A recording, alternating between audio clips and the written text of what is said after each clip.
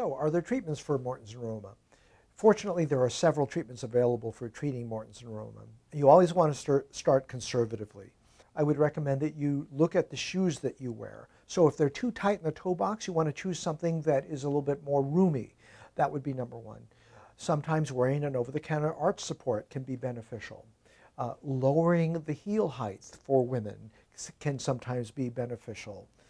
Sometimes lacing the shoes at the eyelets that are closer to the top of the foot so that you don't have that compression in the toe box.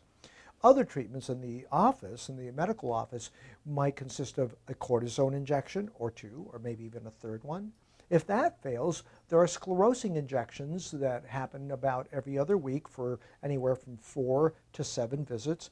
And sclerosing injections use alcohol mixed with anesthetic and epinephrine, and the object is to try to kill the nerve non-surgically. The alcohol will dry out the nerve and thereby kill it. And this is pretty successful, about an 84% success rate. Now, if this doesn't work, there are laser treatments. So there's the MLS laser treatment that utilizes two wavelengths, 909 and 808 nanometers, working on inflammation and on the pain receptors. The treatment may be 7 treatments over the course of about 2.5 weeks.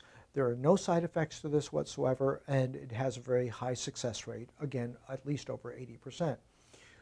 Lastly, there's surgery if all else fails, and the surgery can be done using a CO2 laser to cut the nerve very effectively and cleanly, and in such a fashion that you hopefully won't develop what's called a stump neuroma that can occur when you cut a nerve with cold steel, that is a surgical blade.